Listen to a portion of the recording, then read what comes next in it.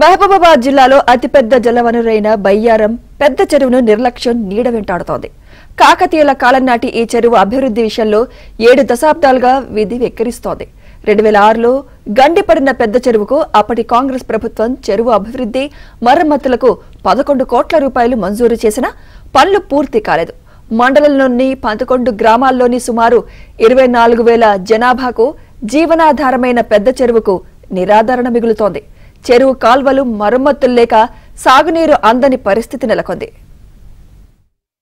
గత కేసీఆర్ గవర్నమెంట్ వచ్చి సీతారాం ప్రాజెక్ట్ నీళ్లు తీసుకొచ్చి రోలపాడు ద్వారా బయారం చెరువుని బ్యాలెన్సింగ్ రిజర్వాయర్ తీసుకొస్తామని చెప్పేసి మాట ఇవ్వడం జరిగింది. కానీ ఈ రోజు వరకు కూడా ఆ పనులు ఎక్కడే ఉండిపోయినాయి. ఇప్పుడు కాంగ్రెస్ గవర్నమెంట్ వచ్చినాక దాన్ని పూర్తిగా విస్మరించి దాన్ని రోలపాడు నీళ్లు రాకుండానే జూలూరుపాడు నుంచి కిందికి పాలేరుకు నీళ్లు తీసుకెళ్తా ఉన్నారు. బయారం చెరువు నిరాధారణకు గురైతా ఉంది. కానీ బయారం చెరువు నిండితే బయారం గార్ల 2 మండలాల రైతాంగం పంట నీళ్లు వస్తూ ఉంటాయి. కానీ దీన్ని విస్మరించి ఇప్పటి వరకు పాలకులు దీన్ని చేసింది ఏం లేదు.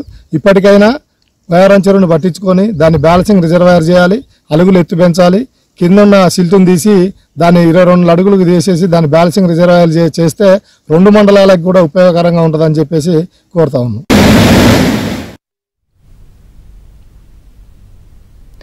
ఉమ్మడి ఖమ్మం జిల్లాలో కొనసాగిన సమయంలో 2006లో దుమ్ముగూడెం ప్రాజెక్టు ద్వారా చెరువుకు నీరు అందిస్తామని అప్పటి పాలకులు చెప్పారు. కానీ అది అమలు కాకముందే తెలంగాణ రాష్ట్రం వచ్చింది.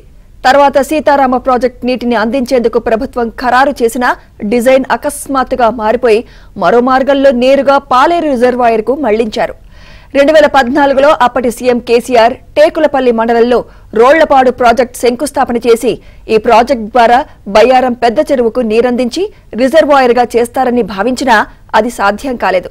సీతారామ డిజైన్ మారినా బయ్యారం పెద్ద చెరువుకు నీళ్లు తెస్తామని స్వయంగా ఆనాటి మంత్రి సత్యవతి రాథోడ్, ఎమ్మెల్యే హరిప్రియ ప్రకటించినా ఆచరణ రూపం దాల్చలేదు. బయారం చెరువుకు వచ్చేటువంటి వరద ఆగక ఒక 10 పైసల మందం ఇక్కడ రైతులకు ఉపయోగపడతా ఉన్నాయి. పూర్తి వాటర్ లేక కొంత చివరి భాగంలో ఎండిపోతూ ఉన్నాయి. ఈ మధ్యకాలంలో మా సొసైటీ చైర్మన్ గారు, ఎమ్మెల్యే గారు పాకాల చెరువు నుంచి మొత్తం పర్యటించి అక్కడి నుంచి నీళ్లు వచ్చే అవకాశం ఉందనేది ఇక్కడ ఉన్న రైతులందరినీ కూడా తీసుకుని పోవడం జరిగింది. వరం కనకయ్య గారికి ఇంకా అట్నుంచి కనుక ఆ లిఫ్ట్ ద్వారా కనుక పందిపంపుల వాగులు కనుక నీళ్లు కనుక పడిస్తే ఇక్కడ ఉన్న రైతులు కూడా మొత్తం రైతు కూలీలు కూడా పూర్తిగా సస్యశ్యామలంగా పంటలు పండించుకోవడానికి అవకాశం ఉంటుంది అనేది ఇక్కడ ఉన్న రైతాంగం ఉన్నటువంటి ఆలోచన.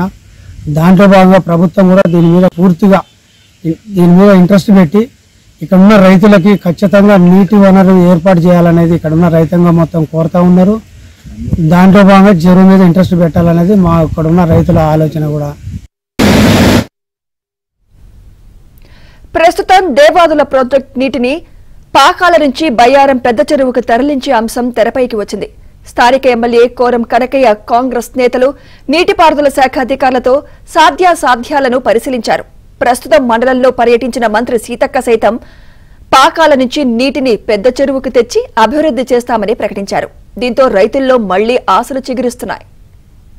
చెరువు ప్రాంతం కానీ, తులారం ప్రాంతం కానీ, పాకాల చెరువు ప్రాంతం కానీ, పందిపంపుల వాగి అన్నీ కూడా స్వయంగా వారే ఉదయం 7 గంటల నుంచి నైట్ 7 గంటల వరకు అధికారులను తీసుకొని పర్యటించి నీటి లభ్యత, వనరులు ఉన్నాయా లేవా అని మొత్తం కూడా పరిశీలించి ప్రభుత్వ పెద్దల దృష్టికి తీసుకుపోవడం జరిగింది.